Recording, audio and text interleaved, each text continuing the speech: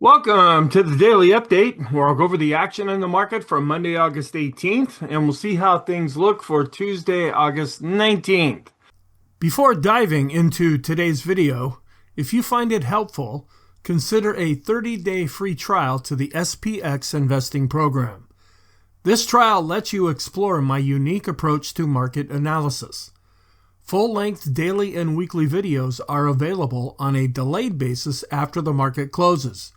For immediate access, become a member by clicking on the link below.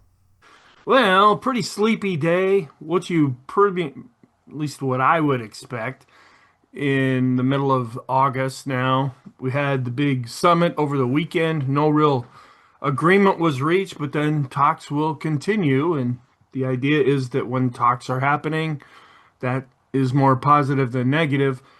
The market's still holding up. And we're seeing healthcare showing a little bit more strength now. This is an area that's really been beaten down, but it's a defensive area. So is that giving us some kind of a clue that maybe the market is getting ready to be more defensive? Now, at the same time, we're not seeing an awful lot of selling. And we're seeing anytime we drop down a little bit, we see the buyers coming in. It's a kind of a really good thing for day traders.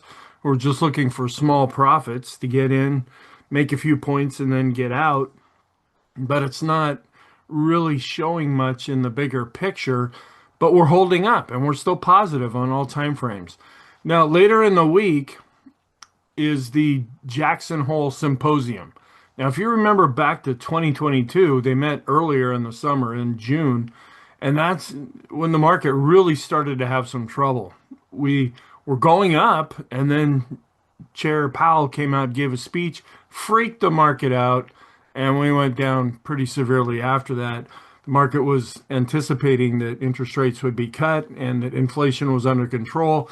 That's when the Fed was saying, the inflation, it's transitory. And he kind of threw water on that whole idea, and the market didn't like that. Well, we'll see if it has as much of an impact this time, if anything comes out. But that's not going to happen. They start meeting on Thursday. He's not going to give a speech until Friday. So there's a lot of things that can happen in this ever-changing world in which we live in, if you remember the song that came from. So in the meantime, the market's just kind of treading water. So right at the open, we had a lower open. Futures were slightly down, and we just chopped. There was really no conviction. We chopped between the unchanged level and 64.40.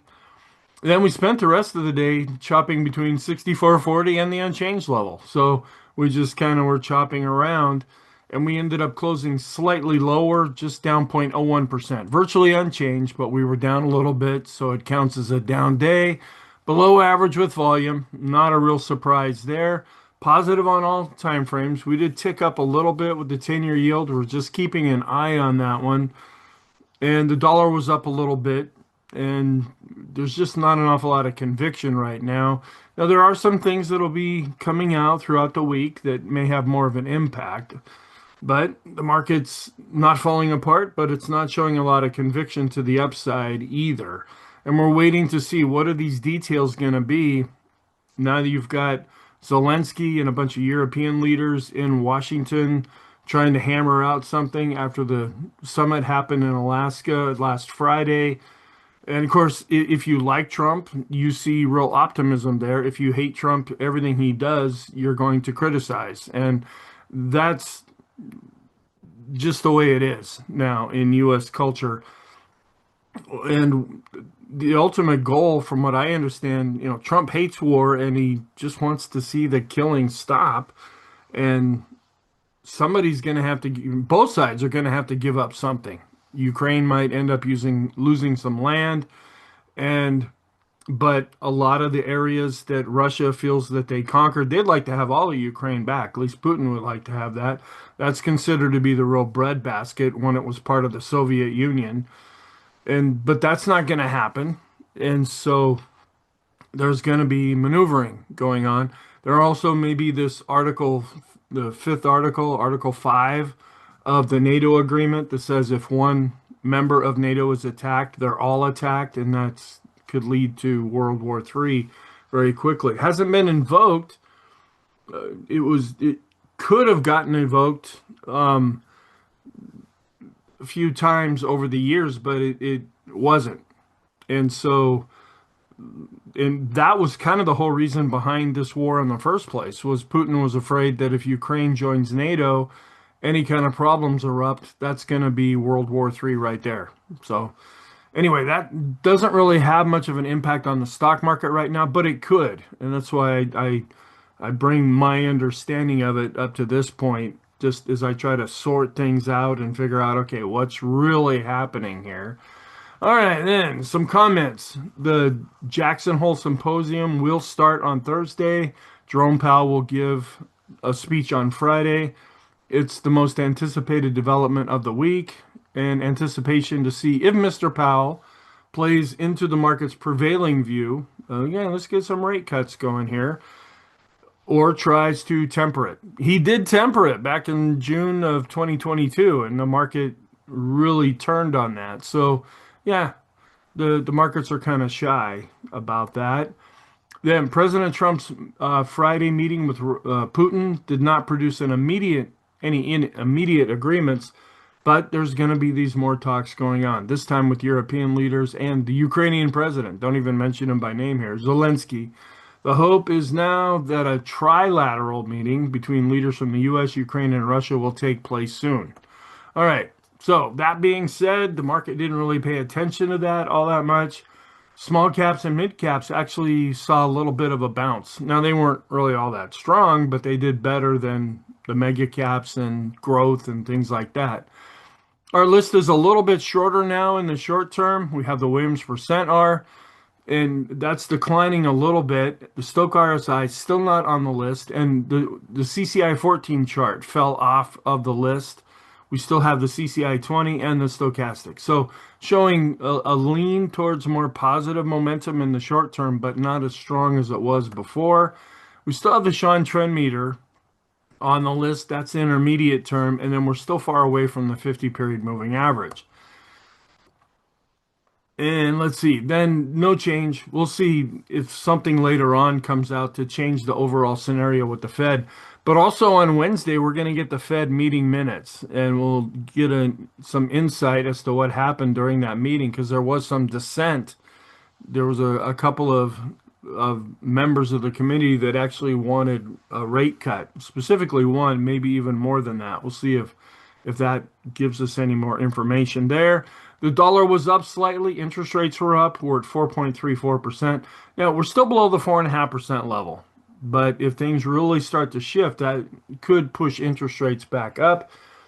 And if we did get to that 4.5% level, that's right now anyway, in the shorter term context of things, that's when the stock market starts to freak out about interest rates.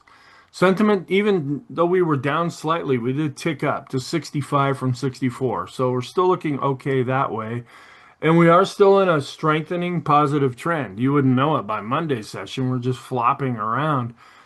But we are above the moving average, and because of the slight down day, and we spent most of the day under the unchanged level, so I'm keeping the bias at negative. I'm still looking at positive momentum for right now. We're seeing some negative divergences. We're seeing some things that are not showing an awful lot of strength, but they're not really showing an awful lot of weakness either. All right, so we just had the NAHB Housing Market Index. Not a major market mover, just more for informational purposes on the economy. Came in lower than expected at 32, where last time it was at 33. Here is the chart. It had really been coming down. It seems to be potentially stabilizing a little bit here.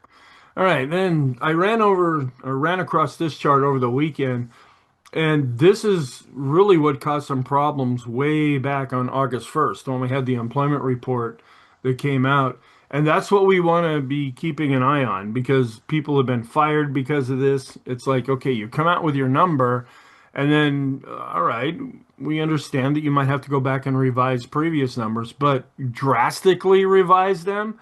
And that's what we're seeing over here on the right-hand side, that the number that was first reported and then what was the number was revised to, and this is on a percentage basis, and that's pretty big. And that not only has the administration concerned, it should have the stock market concerned too. And we ran into this, I pointed this out a few times. I think it was 2005 when they came out with GDP, and they would revise those numbers even further back than they do the employment numbers.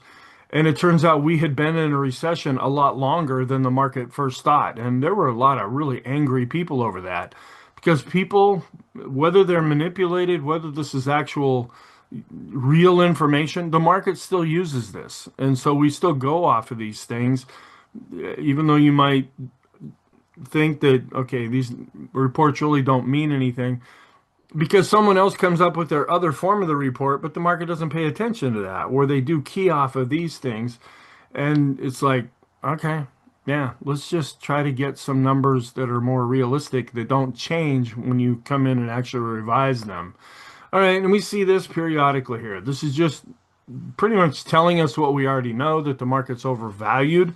And on the website, I did a supplemental video just talking about what the experts have said, and a lot of the concern right now is that the market's overvalued. But it has been overvalued for a number of years, and historically it tends to be overvalued. But as long as the earnings are there to justify stock prices going up, it's like, okay, we're overvalued. Tell us something we don't know. We're going to become even more overvalued if we continue to go up. Then bottom-up consensus revisions to 2026 earnings per share. So we're starting to look out here. Still, you have the Magnificent Seven. They're looking more positive when you take them all together. We're actually down 2% for the S&P, and when you break out the rest of the stocks in the S&P, it's being revised down about 4% currently. Then inflation, primarily a problem for opposing voters. So if you're a Democrat, you think that inflation is going to be a problem. More than if you're independent, more than the University of Michigan. That's the consumer sentiment report that we get every 2 weeks. And if you're a Republican, then you think that inflation is not going to be as much of a problem. Then tariff costs. U.S. businesses are currently eating most of the incremental costs. This is what freaked out the markets last week when PPI came out. It's like, okay, businesses, we're just going to soak up this cost, which that can hurt businesses because it's a headwind for profits. Analysts expect consumers to eventually bear most of the costs through higher prices. Now, that's yet to be seen. We're not seeing it in the consumer price index. Now we're starting to see some of that in the producer price index. And then we just have to see going forward, is that basic trend going to continue? Monthly flows into U.S. equity ETFs and mutual funds, actually seeing money coming out overall. And that could be positive for the market because it's like, go with what you think's going to work. And we see the market actually getting more defensive here. People taking money out. And then all of a sudden the market starts to go up, and then they throw their money back in there because of FOMO, the fear of missing out. And so, yeah, it's negative because we see money coming out, but it could be positive from more of a sentiment type of aspect when you look at that. And then on Friday, we did get retail sales. And then after we get the retail sales report, this chart comes out. And we're pretty much sideways overall. And that's typically what we see is sideways action before we go into a recession. But we've been sideways now going back to 2021, and we still have yet to go into a recession. Magnificent Seven, and then the rest of earnings growth. This is where we're focusing on right now, where it's still the Magnificent Seven that are driving things, and then the rest are positive, but they trail behind here. And then you can see how this drops down for the most part over time. And that's why I keep saying over and over, earnings are still positive, but they're not as robust as we saw back here in 2024. Then foreigners and U.S. assets. The latest Treasury data through June shows very strong inflows into equities. That's in purple. They're buying a lot of U.S. stocks, which points to growing market optimism on U.S. growth. So we're seeing money coming back in, and that's taken as a positive thing there. Brett Thrust follow-up. If you remember, every once in a while we have this thing called the ZWAG NYC Brett Thrust. When we get a very low reading like we had in April, and then we bounce up out of that very quickly, and within 10 trading days we see a very high extreme positive reading. And then that's long term. That's still on the books. That's still there.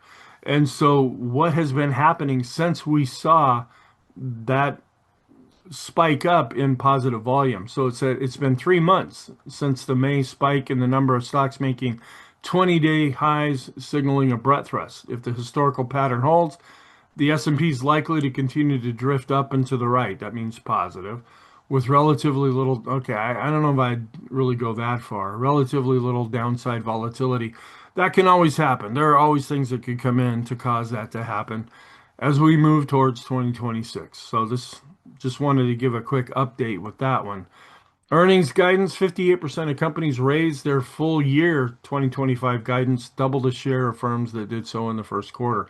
This is also positive for the market. Stock prices are ultimately driven by earnings. There are day-to-day fluctuations, there's supply and demand, but underneath all of that is if companies are making money, are they making more than they were making before? Are they making less? Are they actually losing money? Then earnings revisions momentum, strongest we've seen since 2021. Okay, well, that was right after the whole COVID thing and all this money was getting just pushed into the system. And that's what's keeping things positive as well. The earnings momentum. Mastering the stock market is challenging and can take decades to achieve. Most beginner traders and investors feel overwhelmed and often fail. Stay ahead with the SPX investing program. Members gain access to the full program. Other options include immediate access to videos as they become available. Alternatively, the daily and weekly newsletters may be helpful. Click on the link below to find out what's best for you. All right, here is the chart. Very sleepy, slow day here. Had a lower open, spent most of the day below the unchanged level, tried to blip up above it a few times, and then we closed just down below it. So not an awful lot of price action there or conviction.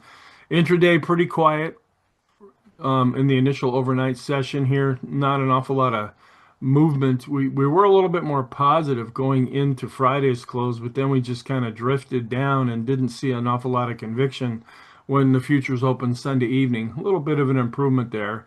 They were actually a little bit more negative, and then once Europe opened up, that helped the U.S. futures go up a little bit.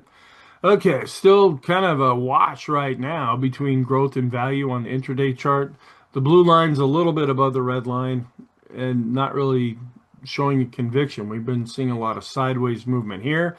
We're still looking a little bit more negative, but improving. When we look at the S&P growth to value chart, we're coming back up above the moving averages and they're trying to turn up, but we haven't crossed above this longer term moving average yet. End of day chart, growth was up where value was down. It was up more for the mid caps and also up more for the small caps. So a little bit of an improvement, but we're still in a sideways range here with small cap growth to value. A little bit of a tick up back above the 50-day moving average with mid cap growth to value and back above the 50-day moving average with S&P growth to value. So still positive in the bigger picture. We've been taking a bit of a hit here, but there was a little bit of an improvement in Monday's session. And not at a high here, but still looking pretty solid and above the rainbow with this growth to value ratio. Discretionary had a fairly good day compared to staples, so we're seeing that ratio continuing to go up. So in the bigger picture, these ratios are still, they were starting to look weaker, and I was pointing that over the weekend with the weekly videos. A little bit of an improvement in Monday's session. And we are positive and we are trending now. You wouldn't know it by Monday's session. And you can see up here, we're an awful lot of sideways action. After we had been setting a series of higher highs and higher lows, we seem to have kind of topped out. Now, if you remember, I think it was the end of 2023 when the market was overextended to the upside. And it's like, okay, we might decline here. Well, we didn't. We ended up chopping sideways for a while. We basically consolidated without giving up a lot of price, and then we were able to come up out of that again. Is a similar thing starting to happen? Now, we're still dealing with negative seasonality in the bigger picture that has yet to develop. We're getting now into we're beyond the halfway point of August, and I've been watching this since the middle of July, and we're just not seeing that weakness develop to this point. But we're still positive here in the short term. We're also positive here in the intermediate term, strengthening trend, green line above the red line, and dropping off with volume here, and we were well below average with volume. Then every week we get this sentiment gauge coming in at 71.22. That's kind of lining up. We're at the 64, 65 range with the daily chart that we look at. So this is a little bit higher. I like to look at this once a week, but I use the fear and greed index from CNN Money because that updates multiple times throughout the day. Another sentiment gauge from Goldman Sachs still having us a little bit more negative, but improving since we were getting a very low reading there. And this another way of looking at sentiment is are legal insider transactions taking place. This would be like the CEO, the president, the corporate officers, legal insider transactions as opposed to the illegal kind, which if you see the first Wall Street movie, that's why Bud goes to jail at the end. Sorry, spoiler alert there. But this is actually coming back up above the black line, which could be a little bit more bearish. And the VIX still below 20, kind of going sideways here on a closing basis, still below the moving averages with the line chart and the bar chart. But this is what we often see. We're getting into August now, and the VIX is not going up. It's actually going down, and it remains under 20. And a little bit above the moving average here with the VIX of the VIX, both with the bar chart and the line chart, but not a real pickup there. Still seeing where the market is expecting some kind of a big move. Maybe it's in anticipation of the symposium coming up later in the week, but we're up in this red area here with the skew index. And what we look for is when it finally spikes and starts to come down, then that is usually when the big move, either up or down, tends to happen after that. We ticked up with this fear gauge, also a little bit higher with this other fear. Actually, this one went down, so we're not seeing an awful lot of confirmation there. We ticked up a little bit after a real drop off with the equity put call ratio daily chart. We're still going down with the 5-day chart and the 10-day chart. That's more positive in the shorter term. When the equity put call ratio is declining, that means there's less hedging going on, less puts being purchased than calls. And so the market is generally more optimistic at that point.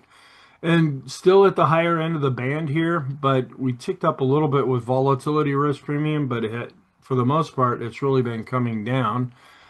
Advanced decline line, not much of a change here. Still looking positive in the bigger picture based on price and volume. Decline, but still above zero with the advanced decline ratio in the short and intermediate term. Decline, but still above zero with the 10-day advanced decline oscillator. Still going up, but slowing down. We're seeing a drop off of the new highs, a little bit of an expansion of the new lows. So the 5-day chart is starting to at least go sideways for now, rolling over just a little bit here with the 10-day chart. So a little bit of weakness developing that way. And this is showing us the mixed picture where accumulation distribution is above the moving average. That's positive. But we're down below the moving average here with the boom indicator, which is a modified MACD indicator. That's still continuing to decline. And we've actually gone from negative over to positive with the Chaikin money flow. We saw some buying coming in here that pushed the red line back up slightly. But you can see for the month of August, we're not seeing these big moves up or big moves down. We're just kind of going along sideways here.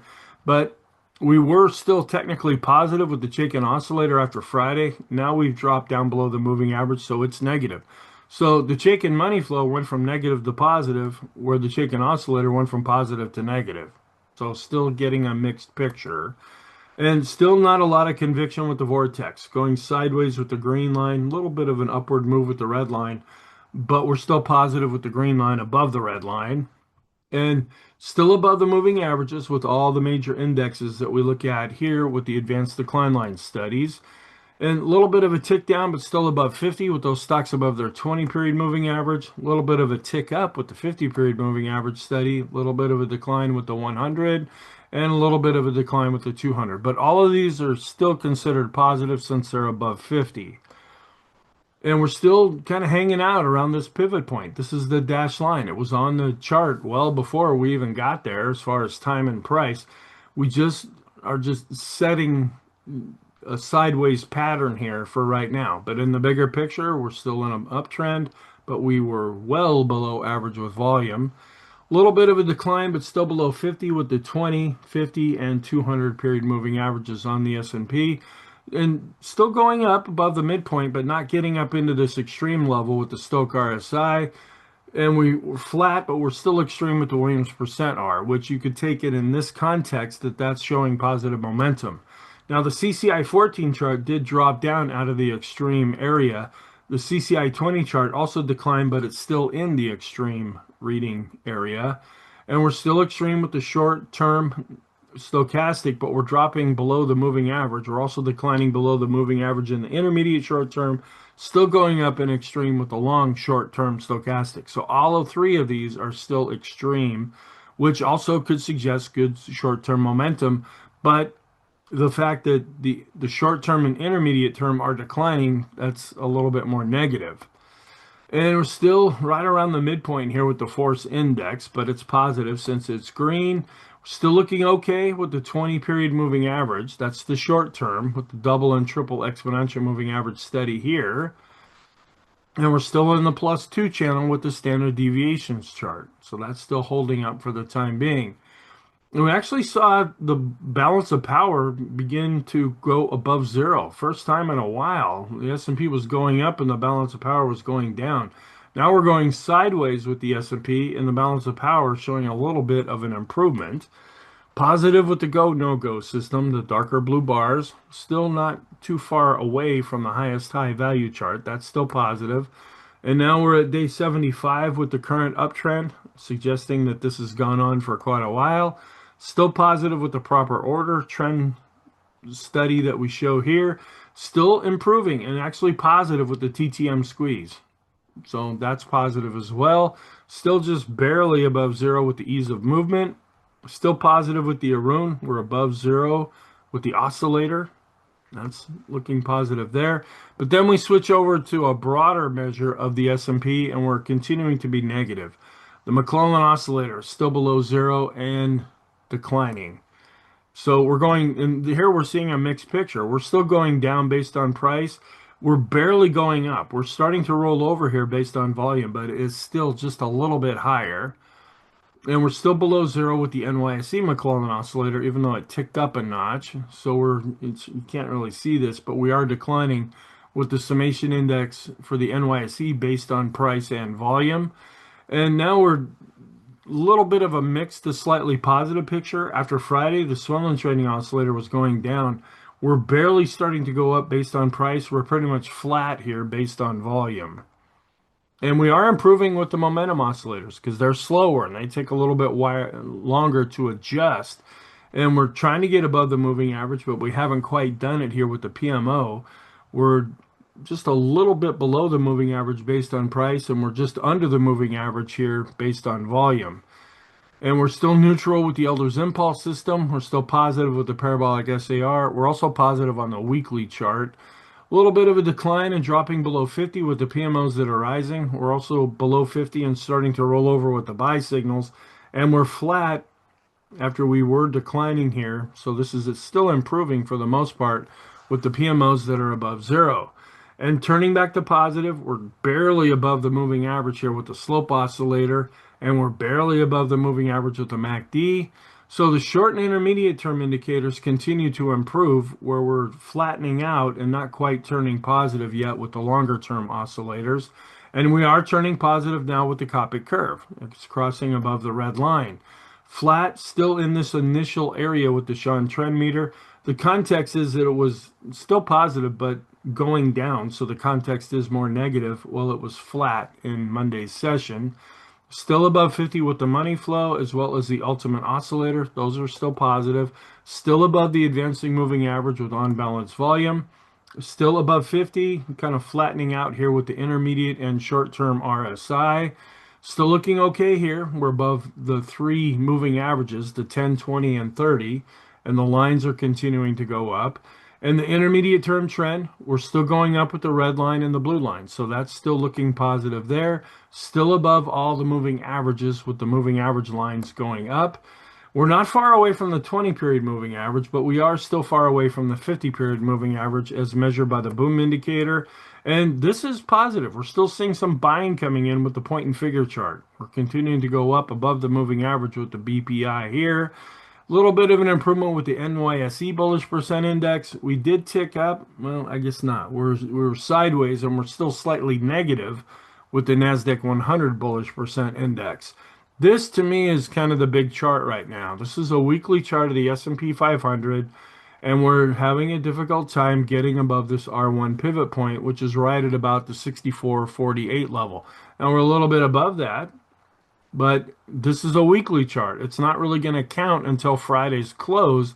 We could get above it for a while, but if we close below it, that means that support level has not been broken. But we're not really falling apart right now either, and we're still looking pretty good on a longer term basis with the bar pattern of higher highs and higher lows for the most part. And still looking okay, but slowing down here with the hike in ASHI. We're still positive with the Kegi chart, Renko chart, and three-line break chart. Still looking okay with the 150 and 200 period moving average studies, even though they flattened out after they declined in Friday's session. Positive on all time frames with all the stock indexes. Negative in the short and long term with bonds. Negative with commodities in the short and intermediate term. The dollar continues to be in a downtrend on all time frames. And here's where we saw discretionary actually, and it was only up 0.4%, but it was the leading sector. Industrials were up, tech was up, financials were up. We did see a little bit of a hit here with healthcare, but we've been seeing some possibilities of buying coming in there, which is a more defensive area. And not an awful lot. A lot of red, a lot of green. Microsoft slightly down, Nvidia slightly up, Apple slightly down, Amazon up a little bit, Tesla. That's why discretionary did a little bit better. Both Google, Meta was down over 2%, so just not a lot of conviction currently. And we are seeing some improvement, more green than red here with the financials, but they're not improving with their ratio with the S&P. And only one alert. We had the NASDAQ crossing below 21.6, and that was not too long after the open in Monday's session. Still above this R1 pivot point with the Dow, we're still in an uptrend. So that's holding up even though the Dow was down slightly. Still positive with the diamonds with the Elder's Impulse system. And this is another pivot point we're watching that's kind of coinciding with what we're seeing on the weekly chart with the S&P. We came up to this R1 level, and now we're starting to drift lower here with the NASDAQ, neutral with the Elder's Impulse system for the NASDAQ, and also a little bit below this pivot point with the NASDAQ 100, also continuing to be neutral with the Qs. And we're rolling over again. We were starting to turn positive with the PPO, the momentum for the NASDAQ 100. It's still positive. It hasn't dropped below its moving average, but it's starting to trail off a little bit as we're seeing a little bit more negative chart pattern here. This is setting lower highs and lower lows for the most part. But we're still above this trend line with the weekly chart of the NASDAQ 100. That's still positive there. Getting close to a golden cross with the S&P 600 small caps, but we're not quite there yet. And this is small caps outperformed. They were up 0.17%. Yeah, so I guess that's what you call outperformance. And this was up 0.37%. This is the Russell 2000 small cap index, which is holding up and looking a little more positive. Neutral, though, with the Elder's Impulse system for the small caps. And we had mid caps up a whopping 0.25% here and still in an uptrend. And going from neutral back over to positive with the Elder's Impulse system. And just kind of drifting down a little bit, but not falling apart with the Wilshire 5000 as well as the total U.S. stock ETF. Financial sector was up slightly, still above its 50-day moving average.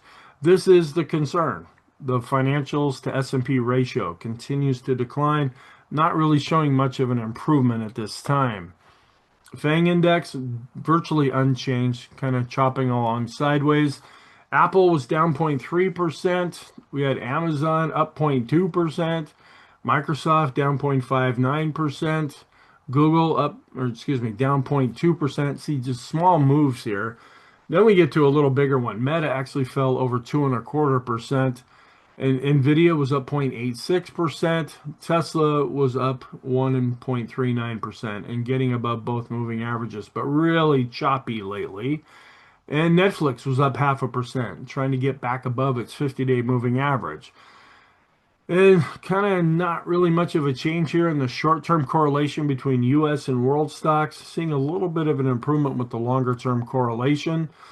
And we were up. We're still in the 63 range here with oil. Nothing really changed in spite of the summit that took place. And we're a little bit above the 50-day moving average with the US dollar index, but we're still in a pretty significant downtrend. Coming back up a little bit, right to its 50-day moving average with the 10-year yield, we're watching this 4.5% level. That's where we get concerned. And we declined a little bit here with the 10-year based on price, starting to see the momentum shifting down, but we're still above 50, yet declining with the RSI. And still above the moving average with the Qs to S&P, discretionary to S&P improving above the moving average, still above the moving average when we compare large cap growth to large cap value. So the large caps are still above their moving average, improving but below the moving average with the mid caps and starting to come back above the moving average with the small caps. With each video and course, members learn to implement the consensus approach, a unique analytical method. Unlike relying on a few indicators that eventually fail, this approach overcomes analysis paralysis by using the weight of the evidence to draw conclusions. Developed over decades across all market conditions, explore the SPX investing program and start with a 30-day free trial. But not an awful lot of conviction there. So keep in mind that Thursday starts the symposium in Jackson Hole, and then the big speech will come on Friday, and the market will be anticipating that. We're positive on all time frames, still seeing some negative divergences, but some of those are improving, and we're dealing with overhead resistance right now on that weekly chart of the S&P, also dealing with it on the daily side with the NASDAQ and NASDAQ 100. We're going to get housing starts and building permits. Not a big mover, but it is one of the most forward-looking reports that we get when it relates to housing. And then anything geopolitical. Are they going to start having fistfights at the White House, or is everybody going to sit around and sing Kumbaya? We'll see how all that comes together.